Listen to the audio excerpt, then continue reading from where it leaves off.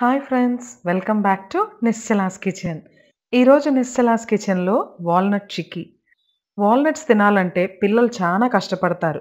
దీనిలో ఉన్న బెనిఫిట్స్ చూస్తే మాత్రం పిల్లలకు పెట్టకపోతే మనం తప్పు చేసిన వాళ్ళం అవుతాం. ఇవి బ్రెయిన్ ఇంప్రూవ్మెంట్కి ఎంతగానో ఉపయోగపడతాయంట. హార్ట్, స్కిన్, మెమరీ పవర్కి ది బెస్ట్ ఫుడ్ వాల్నట్స్. అంతేకాకుండా పుష్కలమైన యాంటీ ఆక్సిడెంట్స్ని కలిగి ఉంటాయి. ఇన్ని హెల్త్ బెనిఫిట్స్ ఉన్న వాల్నట్స్‌తో వాల్నట్ చిక్కీ ఎలా తయారు చేసుకోవాలో చూసేద్దామా? ముందుగా వాల్నట్స్‌ని ఇలా చిన్న ముక్కలుగా కట్ చేసుకొని ఉంచుకోండి. తర్వాత స్టవ్ మీద పాన్ పెట్టుకుని, కొంచెం నెయ్యి వేసుకుని, నెయ్యి కొంచెం కరిగిన తర్వాత అందులో మనం చాప్ చేసి ఉంచుకున్న వాల్నట్స్‌ని వేసుకోవాలి. ఇక్కడ నేను 1 కప్ వాల్నట్స్ తీసుకుంటున్నాను. ఈ వాల్నట్స్‌ని కొంచెం క్రిస్పీగా వచ్చేంత వరకు ఫ్రై చేసుకోవాలి.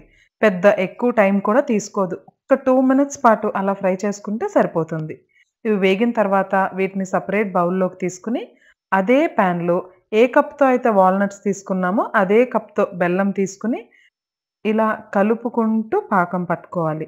ఇక్కడ వాటర్ వేయాల్సిన అవసరం లేదు. ఒకవేళ మీ బెల్లంలో నలకలు ఉన్నట్లయితే 2 స్పూన్ల వాటర్ తీసుకొని బాయిల్ చేసి దాన్ని ఫిల్టర్ చేసి ఈ విధంగా పాకంకి రెడీ చేసుకోవాలి.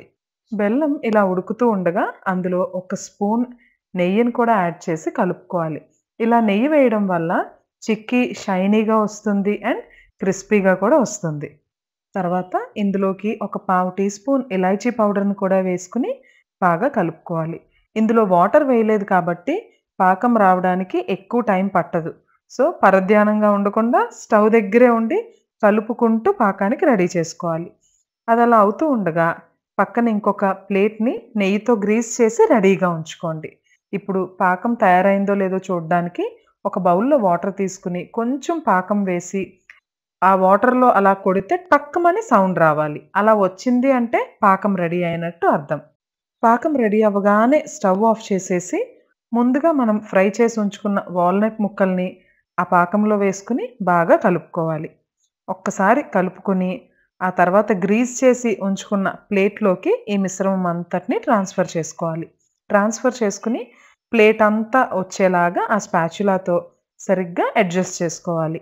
అడ్జస్ట్ చేసుకున్నాక కొంచెం వేడిగా ఉన్నప్పుడే ఇలా పిజ్జా కట్టర్‌తో గానీ, నైఫ్‌తో గానీ ఘాట్లు పెట్టి రెడీగా ఉంచుకోవాలి.